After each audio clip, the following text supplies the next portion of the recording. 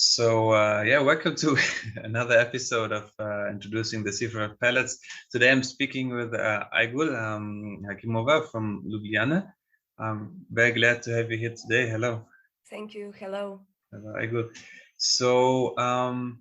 Aygul, the Ljubljana pilot, can you describe which problem or which observation does the pilot react to? In Ljubljana, we have a kind of we had initial idea to work with 25 people who are the beneficiaries of international protection, to make 25 interviews in order to research the main needs or the main experiences people meet in Slovenia. Generally, to give you context of Slovenia in the beginning, to understand, so integration of refugees in the labor market remains a very huge challenge in Slovenia. Refugees are exposed to many systemic and practical obstacles. Among refugees and people on the move, especially considering the Balkan route, Slovenia is primarily considered as a transit country. So it has comparably a small number of beneficiaries of international and subsidiary protection. But still, main challenges are language and cultural barriers, systemic complications such as discrimination at the workplace, lack of mechanism for recognition of education, qualifications and skills impact job search, and consequently on the long-term well-being of our new friends and new inhabitants of our city.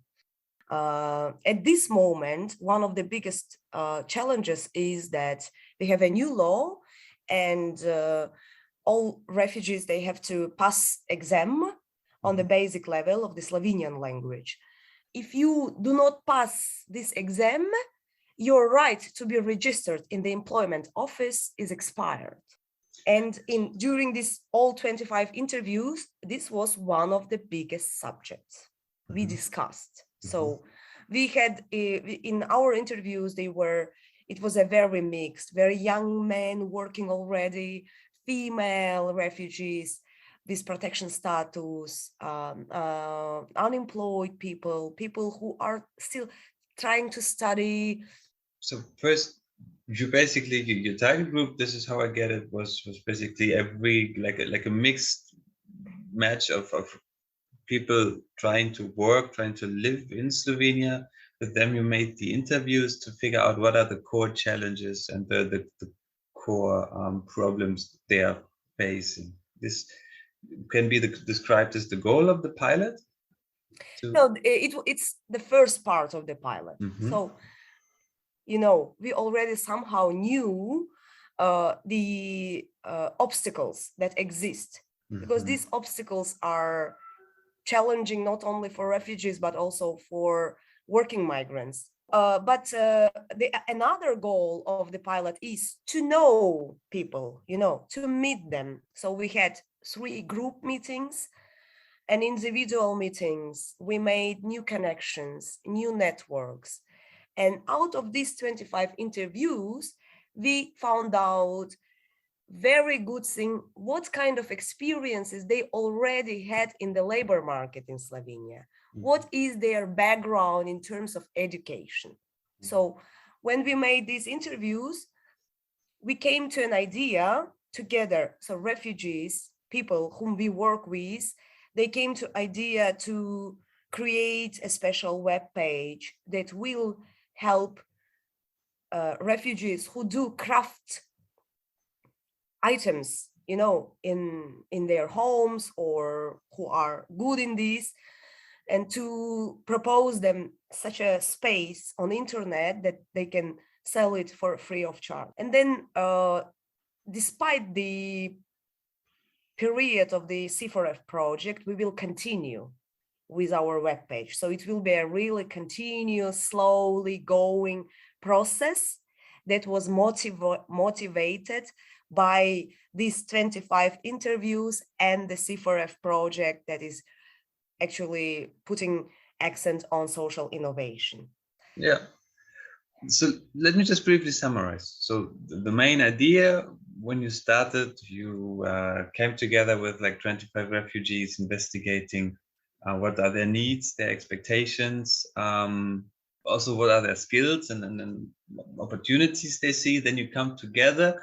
You're going in. You went into an exchange with them. You created a platform, and out of this platform, you kind of already develop concrete ideas as the internet page, where for example, selling can be done.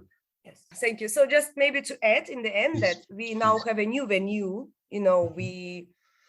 We had a very huge space in Ljubljana for almost 14 years, where we actually somehow, from the innovative point of view, tried to work with our new friends, especially since 2015, when the Balkan route was very active, when millions of people passed the countries in the Balkans, and then some people stayed. And those people were in big numbers in comparison to previous years. But that space was demolished by the municipality, and it took us like 2 months to find a new space. So now we are using 4 realities. We are co-sharing one little space where we conducted all our interviews and where we had all our workshops regarding the web page, Refuge Market. But our, let's say, need to have a more stable infrastructure in order to work, to develop, if we want our new friends to be included in a dignity manner, then we have to first of all provide a space, with basic infrastructure. So this is a space of encounters. So we have it now. It's a very small one, but we are still working on it, and our association wrote together with Infocolpa one more project that is half successful right now. We have to apply for the second phase, and that is exactly about a dignity space for inclusion, it's called, the project. So we are aware of our minuses and pluses, and I think the only thing at this moment we need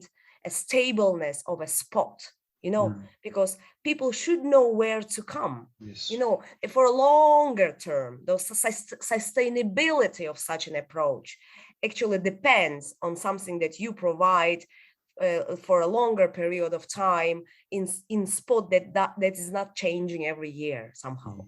So this is our challenge, and this and Refuge Market plays together, and people coming, and we are jointly discussing and trying to find solutions to problems.